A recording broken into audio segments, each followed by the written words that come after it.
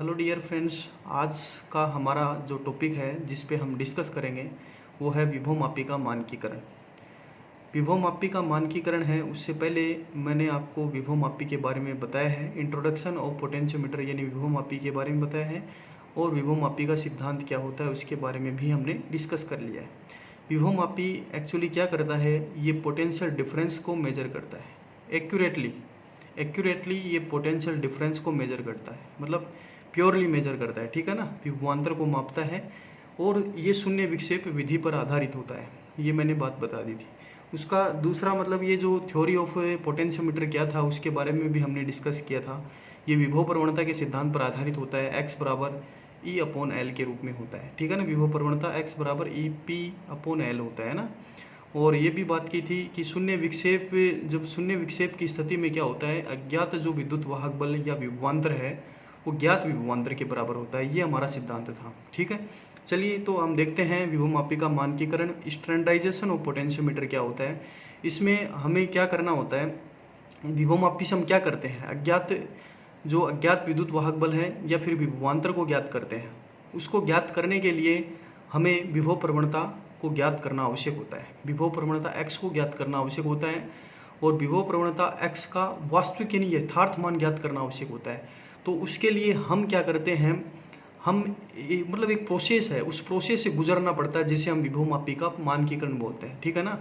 विभव प्रवणता x का वास्तविक या यथार्थ जो मान है उसको कैलकुलेट करने के लिए एक प्रक्रिया से गुजरना पड़ता है, उस प्रक्रिया का नाम है विभव मापी का मानकीकरण। तो देखिएगा किस प्रकार की प्रक्रिया है। इसमें हम क्या करते हैं, एक सेल लेते हैं और उस सेल का विद्युत वाहक बल पहले से ही ज्ञात होता है, अर्थात वो सेल मानक सेल कहलाता है। तो मानक सेल के रूप में हम डैनियल सेल या कैडमियम सेल लेते हैं और उस सेल का विद्युत वाहक बल हमें पहले से ही ज्ञात होगा, ठीक है ना। यानी वो स्टैंडर्ड वैल्यू होगी। कौन सी वैल्यू होगी, स्टैंडर्ड कहने का मतलब वो ज्ञात होगा हमें, ठीक है। तो उस विद्युत वाहक बल के लिए हम क्या करते हैं, जोकी की सहायता से विभव मापी के तार पर संतुलन लंबाई प्राप्त कर लेते हैं, ठीक है। संतुलन लंबाई प्राप्त कर लेंगे और क्या आ जाएगा, विभव प्रवणता आ जाएगी। फिर x बराबर क्या हो जाएगा, ई अपॉन एल। भाई ई का मान तो हमें पहले से पता है, ई एस बोल देंगे यहाँ। स्टैंडर्डाइजेशन ये यानी स्टैंडर्डाइजेशन यहाँ विद्युत वाहक बल है, यहाँ स्टैंडर्ड वैल्यू है, मतलब कहने का मतलब ईएमएफ की जो वैल्यू है वो स्टैंडर्ड वैल्यू है, यानी यहाँ विद्युत वाहक बल आपको पहले से दिया गया है। क्योंकि मैंने बताया ना कि ये ऐसा सेल लेंगे इसमें जिसका विद्युत वाहक बल पहले से ज्ञात होगा, अर्थात मानक सेल होगा, ठीक है। और उस सेल के विद्युत वाहक बल के लिए हम क्या करेंगे, विभव मापी के तार पर जोकी की सहायता से दाएं बाएं खिसकाएंगे और संतुलन लंबाई प्राप्त करेंगे। तो जैसे संतुलन लंबाई प्राप्त होगी तो हम आसानी से विभव प्रवणता को कैलकुलेट कर पाएंगे। x बराबर ई एस अपॉन एल के रूप में, x बराबर ई एस अपॉन एल के रूप में, जिसे हम विभव मापी का मानकीकरण बोलते हैं, ठीक है। तो यही था विभव मापी का मानकीकरण। तो देख लीजिएगा इसमें जो चीज़ें लिखी हुई एक बार उसको एक्सप्लेन और कर देता हूँ। विभव मापी से किसी अज्ञात विभवांतर या ईएमएफ का मान ज्ञात करने के लिए विभव प्रवणता x का ज्ञात होना आवश्यक है, ठीक है। विभव प्रवणता का यथार्थ या वास्तविक मान ज्ञात करने की प्रक्रिया को विभव मापी का मानकीकरण कहते हैं, ठीक है ना भाई। वास्तविक मान ज्ञात करने की प्रक्रिया को बोलते हैं, ठीक है। इसके लिए हम एक सेल प्रयुक्त करेंगे जिसका विद्युत वाहक बल ज्ञात होगा और ऐसा सेल मानक सेल कहलाएगा। मानक सेल के रूप में हम कैडमियम या डैनियल सेल प्रयुक्त करते हैं और मानक सेल को हम द्वितीयक परिपथ में जोड़ेंगे, सेकेंडरी सर्किट में जोड़ेंगे, ध्यान रखिएगा सेकेंडरी सर्किट में। क्योंकि आपको पता है प्राइमरी सर्किट में तो कौन सा सेल होता है, ये संचायक बैटरी होती है, और जो सेकेंडरी सेल होता है उस सेकेंडरी सर्किट होता है उसमें हम क्या जोड़ेंगे, ये स्टैंडर्ड सेल जोड़ेंगे, ठीक है ना। ये ध्यान रखिएगा, वो स्टैंडर्ड सेल डैनियल या कैडमियम सेल हो सकता है। तो द्वितीयक परिपथ में जोड़ने के पश्चात तार की संतुलन लंबाई एल जोकी की सहायता से हम प्राप्त कर लेंगे। यदि मानक सेल का जो विद्युत वाहक बल, सर्किट भी देख लीजिएगा, ये यहाँ पर एक सेल लगा रखा है जिसका विद्युत वाहक बल पहले से ज्ञात है सेकेंडरी सर्किट में, ठीक है ना। इसको बोलते हैं स्टैंडर्ड सेल बोलते हैं। स्टैंडर्ड सेल होता है यानी मानक सेल होता है जिसका विद्युत वाहक बल हमें पहले से ही ज्ञात मिलेगा, ठीक है। तो हमने बताया कि यदि मानक सेल का जो विद्युत वाहक बल क्या है, यहाँ ई एस है, तो विभव मापी के सिद्धांत से क्या बोलेंगे हम, ई एस बराबर एक्स इंटू एल। तो x बराबर क्या हो जाएगा, ई एस अपॉन एल। यही विभव मापी का मानकीकरण होता है। और मानकीकरण के दौरान याद रखिएगा प्राथमिक परिपथ में कोई चेंज नहीं करना है हमें, ठीक है ना। किसी प्रकार का कोई चेंज नहीं करना है प्राथमिक परिपथ में। तो ये होता है विभव मापी का मानकीकरण। ये जो डेफिनेशंस हैं ये एग्जाम में 1 नंबर की पूछी जा सकती हैं, ठीक है ना। डायरेक्टली दे सकता है विभव मापी का मानकीकरण क्या होता है, ठीक है। तो इसलिए आपको आना चाहिए। अब दूसरा देखिएगा इसमें विभव मापी की शुभ्रता। ये देखिए सेंसिटिविटी ऑफ पोटेंशियोमीटर होता है, तो इसकी सेंसिटिविटी के बारे में हम बात करेंगे। वो स्टैंडर्डाइजेशन था, ये सेंसिटिविटी है। तो सेंसिटिविटी क्या होती है विभवमापी की, वो हम देखते हैं। तो देखिएगा सेंसिटिविटी का मीनिंग ये होता है कि ये जो मतलब बहुत कम वैल्यू, विद्युत वाहक बल की बहुत कम वैल्यू को भी ये प्रॉपरली मेजर कर सकता है, मतलब ये इसकी कैपेसिटी है, ठीक है ना। विभवमापी है, वो विभवमापी क्या कर सकता है, जो विद्युत वाहक बल है उस विद्युत वाहक बल की जो मतलब एकदम बिल्कुल कम यानी अल्प विद्युत वाहक बल को भी ये क्या करता है, प्योरली मेजर कर सकता है ये, ठीक है ना। तो ये उसकी कैपेसिटी है, उस कैपेसिटी का नाम ही यहाँ विभवमापी की सुग्राह्यता है। तो देखिएगा विभवमापी की सुग्राह्यता से तात्पर्य किसी अल्प विद्युत वाहक बल या विभवांतर के मान को विभवमापी के द्वारा यथार्थ मापन करने की क्षमता से है, ठीक है ना। मतलब जो बहुत कम वैल्यू को भी ये क्या करता है, प्योरली मेजर करता है, यथार्थ रूप से मेजर करता है ये विभवमापी। कौन सी वैल्यू को, विद्युत वाहक बल की, ठीक है ना, प्योरली मेजर करता है, ये ध्यान रखिएगा। तो ये बहुत ही मतलब ये चीज़ें हैं, ये डेफिनेशंस हैं, ये एग्जाम में एक नंबर में पूछी जाती हैं, तो ये आपको आना चाहिए। और इसमें एक रिलेशन बनेगा विभवमापी की सुग्राह्यता और विभव प्रवणता में एक रिलेशन होता है, वो देखिएगा विभवमापी की जो सुग्राह्यता होती है वो विभव प्रवणता के व्युत्क्रमानुपाती होती है, विभव प्रवणता के व्युत्क्रमानुपाती होती है। अर्थात विभव प्रवणता कम होगी तो सुग्राह्यता बढ़ेगी, सीधी सी बात है। विभव प्रवणता कम होगी तो सुग्राह्यता बढ़ेगी। विभव प्रवणता यानी एक्स का मान क्या होगा, कम होगा तो सुग्राह्यता बढ़ेगी। एक्स यानी एक्स का मतलब क्या होता है, विभव प्रवणता। विभव प्रवणता क्या है, ये क्या होता है, ये पोटेंशियल लॉस को रिप्रेजेंट करती है ना, विभव पतन को रिप्रेजेंट करती है। यानी विभव पतन जितना कम होगा, विभव प्रवणता उतनी कम होगी, और विभव प्रवणता कम होगी तो सुग्राह्यता बढ़ेगी, ठीक है ना। और सुग्राह्यता को बढ़ाने के लिए विभव प्रवणता को कम करना पड़ता है, और विभव प्रवणता को कम करने के लिए किसको बढ़ाना पड़ेगा, विभव प्रवणता को अगर आपको कम करना है तो हमें विभवमापी के तार की लंबाई L को क्या करना पड़ेगा, बढ़ाना पड़ेगा। विभवमापी की जो तार है उसकी लंबाई L को हम बढ़ाएंगे, तभी ये क्या होगी, यहाँ से विभव प्रवणता कम होगी। विभव प्रवणता जैसे ही कम होगी तो सुग्राह्यता बढ़ेगी, ठीक है ना, सुग्राह्यता बढ़ेगी। यानी उस केस में वो पोटेंशियोमीटर अल्प विद्युत वाहक बल को भी प्योरली मेजर कर पाएगा, ठीक है ना, ये ध्यान रखिएगा। प्योरली, अल्प से अल्प विद्युत वाहक बल को भी, ठीक है ना, प्योरली मेजर कर पाएगा। तो ये अल्प से अल्प विद्युत वाहक बल को मेजर करने की एक कैपेसिटी होती है, उस कैपेसिटी को ही हम क्या बोलते हैं, यहाँ सेंसिटिविटी ऑफ पोटेंशियोमीटर बोलते हैं, यानी क्या बोलते हैं, विभवमापी की सुग्राह्यता बोलते हैं।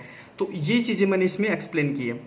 तो विभवमापी की सुग्राह्यता में वृद्धि करने के लिए अर्थात एक्स का मान कम करने के लिए विभवमापी की तार की लंबाई L में वृद्धि की जाती है, क्योंकि आपको विभव प्रवणता को कम करना है और सुग्राह्यता को बढ़ाना है। अगर विभव प्रवणता को कम करना है इसका मतलब तार की लंबाई L को बढ़ाएंगे, तार की लंबाई L बढ़ेगी तो सुग्राह्यता बढ़ेगी, ठीक है। सुग्राह्यता अर्थात इसका मतलब जो भी यहाँ सर्किट यूज करेंगे, मतलब जो विभवमापी लेंगे उस विभवमापी का जो तार है वो बहुत लंबा लिया जाता है, मतलब 10 मीटर लंबा लिया जाता है। तो वो क्यों लेते हैं, सुग्राह्यता को बढ़ाने के लिए, यानी एक बढ़िया रीडिंग लेने के लिए, ठीक है ना, मतलब विद्युत वाहक बल की एक अच्छी रीडिंग लेने के लिए, यानी अल्प विद्युत वाहक बल को एकदम प्योरली मेजर करना, ठीक है ना, मेजर करना ही हमारा इसमें टास्क होता है, ठीक है ना। तो ये ध्यान रखिएगा।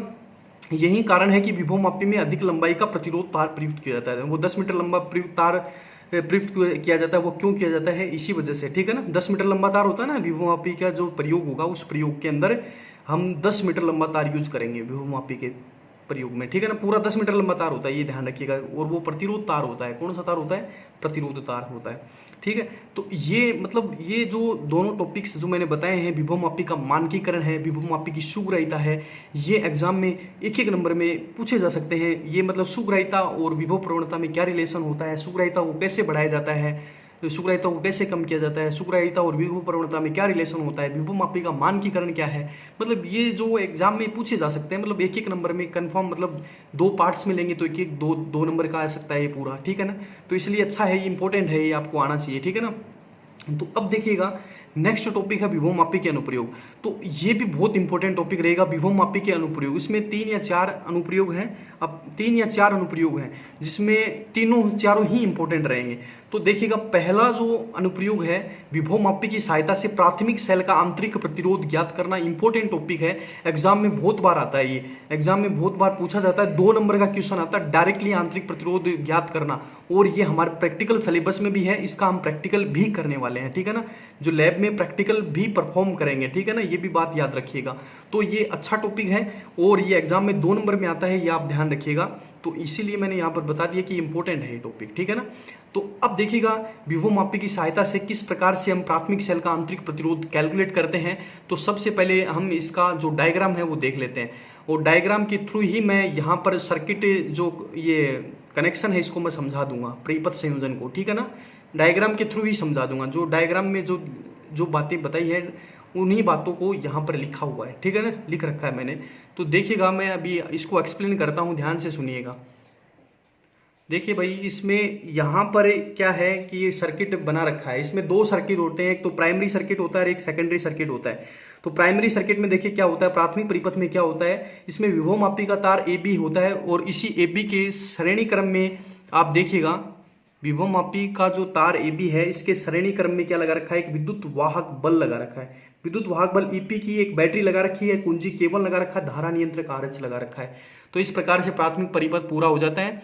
और प्राथमिक परिपथ के आगे देखिएगा फिर एक परिपथ और है, सेकेंडरी सर्किट और है।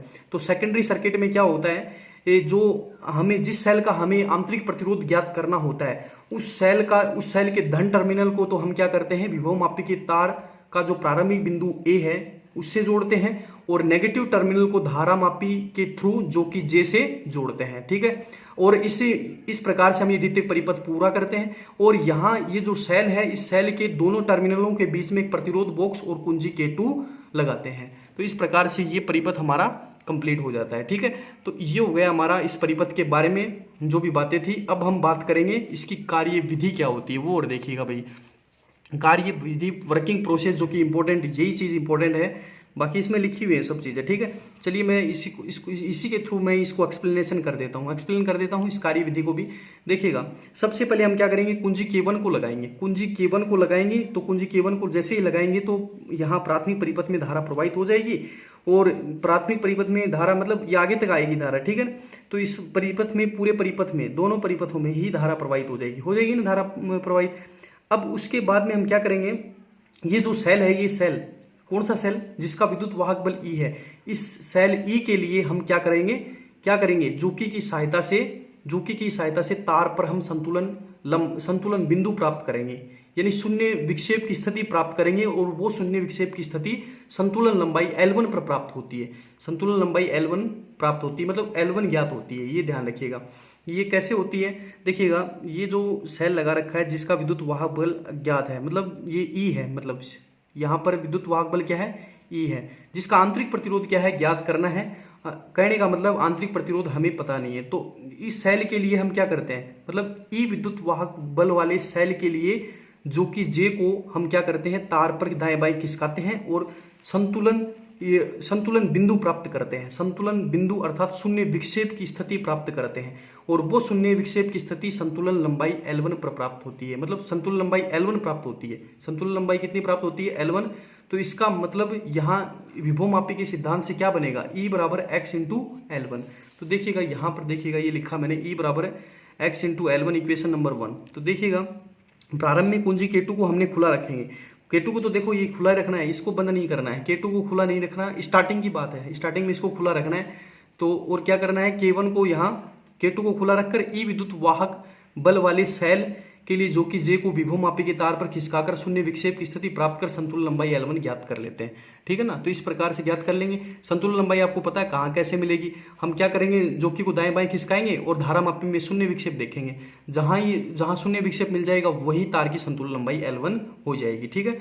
तो हम वहाँ संतुलन लंबाई L1 ज्ञात कर लेंगे, और वो क्या होगी, ये हो जाएगी संतुलन लंबाई L1 ज्ञात कर लेंगे। तो विभव मापी के सिद्धांत से हम क्या करेंगे, E बराबर क्या होता है, x इंटू L1 होता है। अब क्या करेंगे, जो प्रतिरोध बॉक्स है, अब सेकंड स्टेप में क्या करेंगे, अब हम क्या करेंगे, इस प्रतिरोध बॉक्स से यहाँ से प्रतिरोध निकालेंगे, उचित मान का एक प्रतिरोध निकालेंगे इस प्रतिरोध बॉक्स में से, और उस प्रतिरोध को निकालेंगे और कुंजी K2 को लगाएंगे। तो कुंजी K2 को लगाएंगे तो उस केस में इस सेल से इस प्रतिरोध R में धारा I प्रवाहित होगी। तो धारा I प्रवाहित होने से इस प्रतिरोध R के सिरों पर विभवांतर क्या आएगा, V बराबर IR के रूप में आएगा। देखिएगा यहाँ पर देखिएगा V इक्वल्स टू IR आएगा, दिख रहा है आपको, V बराबर IR आएगा। यहाँ इक्वेशन नंबर 2 हो जाएगा, ठीक है। क्योंकि ये अब ये कहाँ से मिलेगा आपको, ये प्रतिरोध बॉक्स में से प्रतिरोध निकालेंगे, कुंजी K2 को लगाएंगे। जैसे कुंजी K2 को लगाएंगे, सेल ई से क्या होगा, इस प्रतिरोध R में धारा प्रवाहित होगी, तो धारा I प्रवाहित होगी, तो उस केस में प्रतिरोध R के सिरों पर विभवांतर क्या आ जाएगा, V बराबर IR हो जाएगा, ठीक है। तो ये V बराबर IR हो जाएगा, और इसी विभवांतर यानी प्रतिरोध R के सिरों पर जो विभव पतन या टर्मिनल वोल्टा भी बोल सकते हो, इस टर्मिनल वोल्टा के लिए हम क्या करेंगे, पुनः इस जो कि J को हम क्या करेंगे, तार पर बाएं दाएं खिसकाएंगे। भाई पहले तो हमने विद्युत वाहक बल A के लिए संतुलन लंबाई L1 प्राप्त की थी, अब हम क्या करेंगे, टर्मिनल वोल्टा V के लिए हम क्या करेंगे, संतुलन लंबाई प्राप्त करेंगे। और वो संतुलन लंबाई कहाँ मिलेगी, मतलब L2 पर मिलेगी। मतलब संतुलन लंबाई कितनी मिलेगी, L2 लंबाई मिलेगी, ये ध्यान रखिएगा। मतलब डिफरेंट मिलेगी, पहले L1 मिल रही थी संतुलन लंबाई किसके लिए, विद्युत वाहक बल E के लिए। अब हम टर्मिनल वोल्टा के लिए निकाल रहे हैं संतुलन लंबाई, वो हमें क्या मिलेगी, L2 मिलेगी, ठीक है ना। तो देखिएगा हम क्या करेंगे, टर्मिनल वोल्टा V के लिए जो कि को विभवमापी की तार पर खिसकाएंगे, AB पर खिसकाएंगे, और शून्य विक्षेप की स्थिति प्राप्त करें। शून्य विक्षेप की स्थिति कहने का मतलब धारामापी में शून्य विक्षेप की जो स्थिति है वो हम प्राप्त करेंगे। धारामापी में शून्य विक्षेप देखेंगे, और वो शून्य विक्षेप की स्थिति हम प्राप्त कर क्या करेंगे, संतुलन लंबाई L2 ज्ञात कर लेंगे। विभवमापी के तार पर वो संतुलन लंबाई L2 हम क्या करेंगे, ज्ञात कर लेंगे, कैलकुलेट कर लेंगे, ठीक है।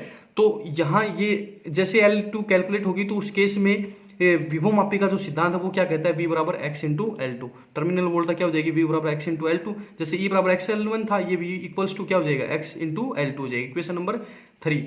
और हम वी नो दैट, ये हम जानते हैं कि V बराबर E माइनस IR होता है, ये आपको पता है ना। जब सेल का डिस्चार्ज होता है, तो डिस्चार्ज के केस में टर्मिनल वोल्टा क्या होती है, सेल के सिरों या सिरों पर जो विभवांतर होता है, सेल के सिरों पर विभवांतर यही होता है जिसे हम टर्मिनल वोल्टा बोलेंगे, क्योंकि उस केस में सेल का डिस्चार्ज होता है, V बराबर E माइनस IR के रूप में होता है। तो यहाँ से इंटरनल रेजिस्टेंस R क्या हो जाएगा, E minus V upon I के रूप में हो जाएगा।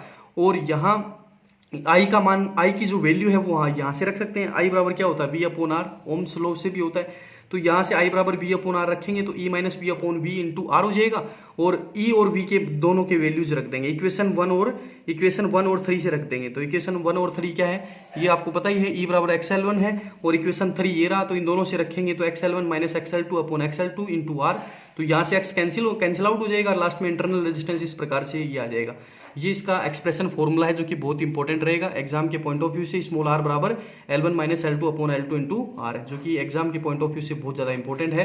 ये टॉपिक ये बहुत इंपॉर्टेंट रहेगा, ध्यान रखिएगा। तो ये हमारे प्रैक्टिकल सिलेबस में भी है, तो उसमें भी हम इसको काम में लेंगे, ठीक है ना।